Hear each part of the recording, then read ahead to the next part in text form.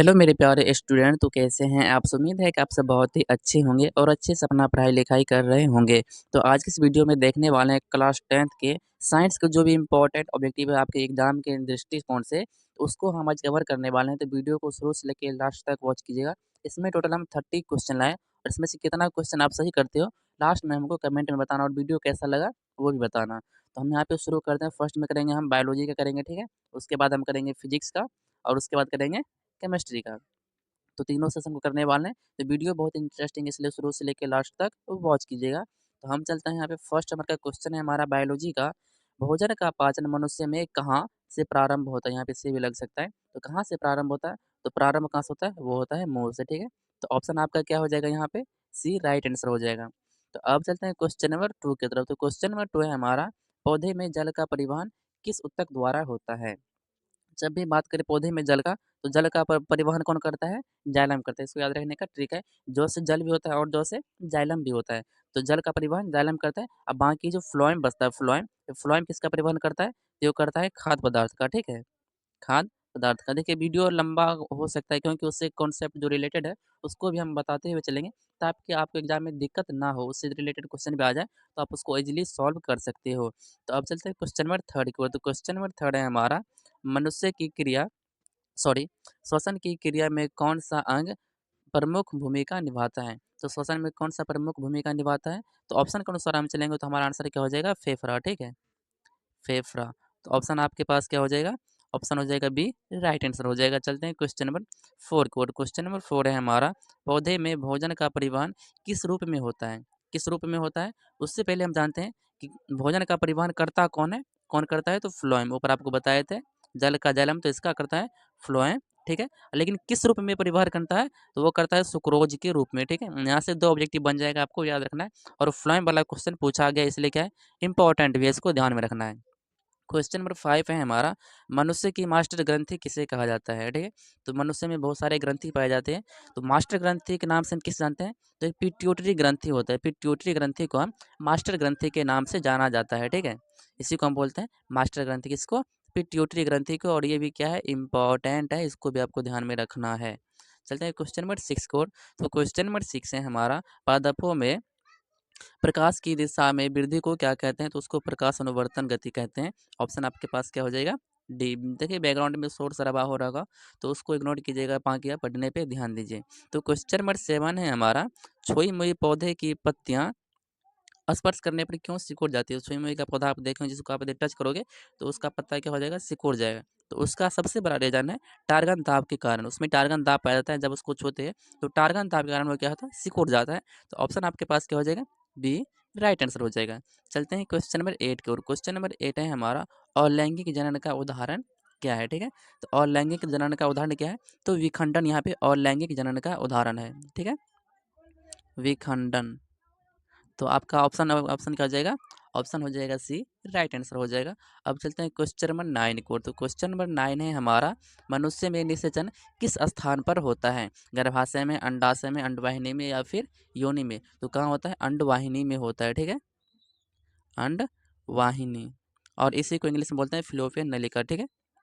कभी कभी नली भी लिख जाता है, इसको यहाँ पे फिलोपियन ट्यूब लिखा हुआ है, इसको याद करना है। कभी कभी हिंदी में फिलोपियन नलिका भी लिख दिया जाता है, इसको भी आपको साथ में ध्यान रखना है, ठीक है? जैसे कि यकृत को लिवर होता, अंग्रेजी होता है लिवर, लेकिन हिंदी में ही लिवर लिख दिया जाता है ऑप्शन में, तो इसको भी आपको ध्यान में रखना है। तो क्वेश्चन नंबर 10 है हमारा, यहाँ पे फूल के किस भाग में फल बनता है? फूल के किस भाग में फल बनता है? तो अंडाशय वाला जो भाग होता है वो किस में चेंज होता है? वही फल में भी चेंज होता है। तो ऑप्शन आपके पास क्या हो जाएगा?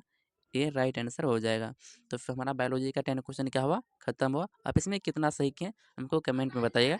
अब देखते हैं बायोलॉजी के क्वेश्चन, सॉरी फिजिक्स के 10 क्वेश्चन को, और इसमें आप कितना सही करते हो ये भी आपको बताना है, ठीक है? Subject wise subject. तो 11th नंबर का क्वेश्चन है हमारा, जो कि फिजिक्स का फर्स्ट क्वेश्चन है।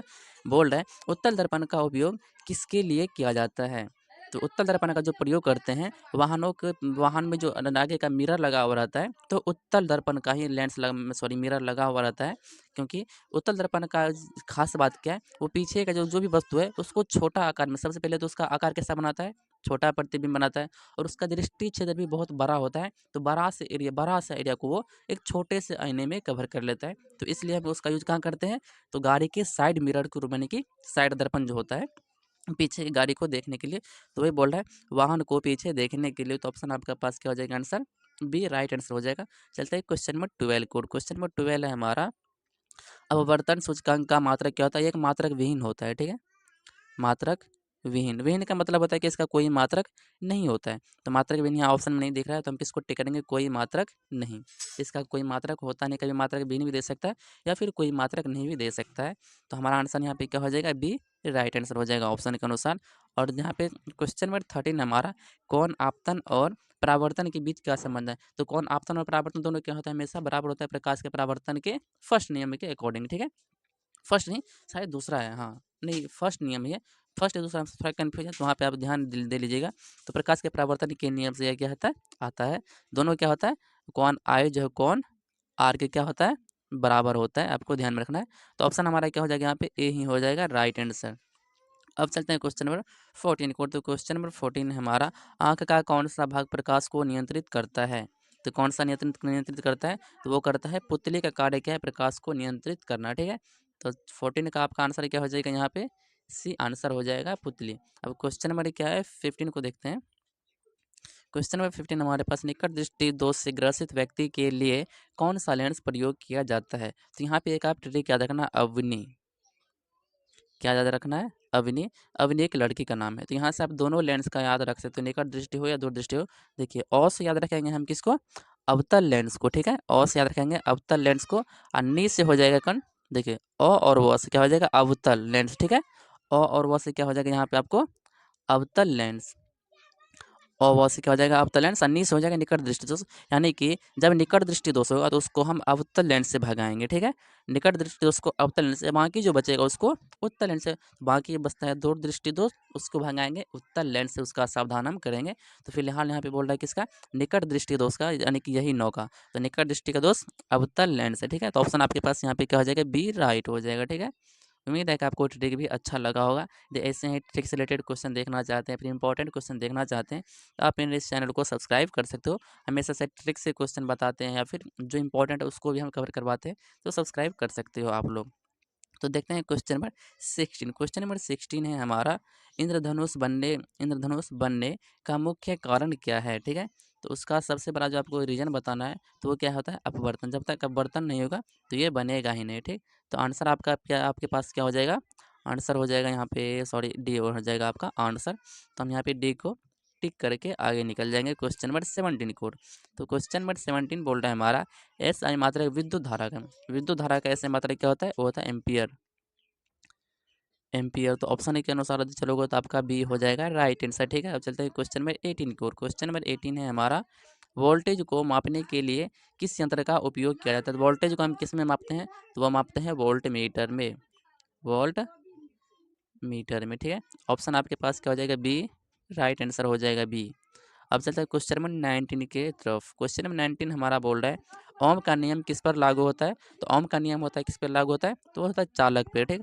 और ओम के नियम 5 नंबर में आता है, तो इसको भी आपको ध्यान में रखना है, याद करके जाना, ओम के नियम पूछा जा सकता है। तो यहाँ पे हमारा आंसर क्या हो जाएगा, बी हो जाएगा चालक पर। क्वेश्चन नंबर हम देखते हैं 20, जो कि फिजिक्स का लास्ट क्वेश्चन, उसके बाद हम केमिस्ट्री का देखने वाले हैं। तो विद्युत ऊर्जा का ऐसे मात्रक, विद्युत ऊर्जा का ऐसे मात्रक क्या होता है, वो होता है जूल, ठीक है, जूल। सॉरी यहाँ पे आंसर भी टाइप ही किया हुआ है, ठीक है। तो पीडीएफ बनाने के लिए आंसर भी टाइप करते हैं और बाद में दूसरा पीडीएफ बनाता है जिसमें कि आंसर नहीं होता है। तो यहाँ पे आंसर को हम कट करना भूल गए, तो माफ़ करना, ठीक है। तो आप चलते हैं हम किसका देखने के लिए, केमिस्ट्री का क्वेश्चन देखेंगे 10 क्वेश्चन, जो कि इंपॉर्टेंट है आपके एग्जाम के लिए। तो वीडियो को शुरू से लेकर लास्ट तक वॉच कर लीजिएगा। तो हमारा फर्स्ट नंबर का यहाँ पे क्वेश्चन है, रासायनिक क्रिया में अभिक्रिया के दौरान क्या होता है। तो नए पदार्थ क्या होता है, नए पदार्थ बनते हैं, नए पदार्थ बनते हैं। ऑप्शन आपके पास क्या हो जाएगा, बी राइट आंसर हो जाएगा। तो क्वेश्चन नंबर 22 का हमारे पास, जब दो या दो से अधिक पदार्थ मिलते हैं लेकिन कोई पदार्थ नहीं बनता है, तो इसे क्या कहते हैं, जब कोई पदार्थ नहीं बनेगा लेकिन दो या दो से अधिक पदार्थ मिल गया है, तो उसको हम बोल सकते हैं मिश्रण। ऑप्शन आपके पास क्या हो जाएगा, बी राइट आंसर हो जाएगा, ठीक है। तो क्वेश्चन नंबर 23 3 को देखने वाले हैं, बोल रहे हैं निम्नलिखित में से कौन सी अभिक्रिया विस्थापन अभिक्रिया है? तो विस्थापन अभिक्रिया देखो ऑप्शन ए आपका राइट हो जाएगा। कैसे? तो यहाँ पे देखो जिंक अकेला था और यहाँ कॉपर के साथ कौन था? सल्फेट मिला हुआ था, ठीक है? तो जब इसका रिएक्शन हुआ तो SO4 के साथ कौन मिला हुआ था? यहाँ पे कॉपर। लेकिन कॉपर को मार पीट के भगा दिया कौन? जिंक भगा दिया। तो कॉपर का जगह कौन ले लिया? जिंक। और यहाँ पे देखो कॉपर को यहाँ पे जो मिला हुआ था इसको मार के भगा दिया। तो यहाँ पे इसको उठा के विस्थापित कर दिया, मतलब एक जगह से उठा के दूसरे जगह डाल दिया। इसी को बोलते हैं विस्थापन अभिक्रिया। तो हमारा ऑप्शन यहाँ पे क्या हो जाएगा? ए राइट आंसर हो जाएगा, ठीक है। और विस्थापन अभिक्रिया जो है इंपॉर्टेंट है, सब्जेक्टिव के लिए भी इसको याद कर लेना है। तो क्वेश्चन नंबर 24 है हमारा, किसमें हाइड्रोजन आयन की संख्या सबसे अधिक हाइड्रोजन आयन की संख्या किसमें होता है? वो होता है अम्लों में, ठीक है। अम्लों में हाइड्रोजन आयन की संख्या क्या होता है? सबसे अधिक होता है। तो आपको ध्यान में रखना है किसमें? अम्ल में। ऑप्शन आपके पास क्या हो जाएगा? ए राइट आंसर हो जाएगा। तो क्वेश्चन नंबर 25 है हमारा, नीचे दिए गए नए पदार्थों में कौन क्षार है? तो सोडियम हाइड्रोक्साइड जो यहाँ पे क्या है? क्षार है। NaOH क्या है? एक क्षार है, इसका नाम क्या है? Sodium hydroxide. ऑप्शन आपके पास बी क्या हो जाएगा? राइट आंसर हो जाएगा। चलते हैं क्वेश्चन नंबर 26 को। क्वेश्चन नंबर 26 है हमारा, अम्ल और क्षार की प्रतिक्रिया से क्या बनता है? तो क्या बनता है? जल बनता है। प्लस में क्या बनता है? लवण। दोनों पदार्थ आपका बनता है जल और लवण। और इस अभिक्रिया को कौन सा अभिक्रिया बोलते हैं? उदासीनीकरण अभिक्रिया बोलते हैं। तो आपको बताना है कि शुद्ध जल का पीएच मान इसमें कितना होता है? शुद्ध जल का पीएच मान आपको कमेंट में बताना है कितना होता है, ठीक है। आपके लिए होमवर्क है। तो यहाँ पे जल और बनता है और क्या बनता है? लवण। ऑप्शन आपके पास क्या हो जाएगा? ए राइट आंसर हो जाएगा। क्वेश्चन नंबर 27 को देते हैं। 27 नंबर का क्वेश्चन है हमारे पास यहाँ पे, और यहाँ पे बोल रहा है कि कार्बन कार्बन के अणु में कितने कितने कोवालेंट होते हैं? तो कितने होते हैं? 4 कोवालेंट होते हैं। ऑप्शन आपके पास क्या हो जाएगा यहाँ पे? डी राइट आंसर हो जाएगा, ठीक है। अब हम चलते हैं 28 नंबर के क्वेश्चन को। बोल रहा है कि कौन सा कार्बनिक यौगिक प्लास्टिक के निर्माण में उपयोग होता है? तो प्लास्टिक में किसका, प्लास्टिक जो बनाते हैं उसका, उसमें हम कौन सा कार्बनिक पदार्थ का यूज करते हैं? तो उसमें करते हैं मोनोमर का, ठीक है। तो ऑप्शन के अनुसार ऑप्शन हमारा क्या हो जाएगा यहाँ पे? डी राइट आंसर हो जाएगा। चलते हैं क्वेश्चन नंबर 29 के। 29 नंबर का क्वेश्चन है, निम्नलिखित में से कौन सा यौगिक सेचुरेटेड हाइड्रोकार्बन है? तो वो क्या है? एथेन है, ठीक है। एथेन आपके पास आंसर क्या हो जाएगा? ऑप्शन हो जाएगा बी राइट आंसर हो जाएगा। चलते हैं क्वेश्चन नंबर 30 जो कि हमारा केमिस्ट्री का एक लास्ट क्वेश्चन बचा हुआ है, प्लास्टिक का पुनर्चक्रण क्यों आवश्यक है? प्लास्टिक का जो पुनर्चक्रण, प्लास्टिक को हम क्या करते हैं? जब कोई पानी पीने का जो बोतल लोग चुन करके ले जाता है उसको फिर से बोतल बनाया जाता है, तो उसको बोलते हैं पुनर्चक्रण, यानी कि पुनः उसको तोड़ करके फिर से बनाया जाता है बोतल ही, ठीक है। तो उसका उपयोग हम क्यों जरूरी आवश्यक है? तो पर्यावरण के संरक्षण के लिए। हाँ, पर्यावरण को उससे संरक्षण भी होता है, ऊर्जा बचाने के लिए। हाँ, ऊर्जा भी बचता है।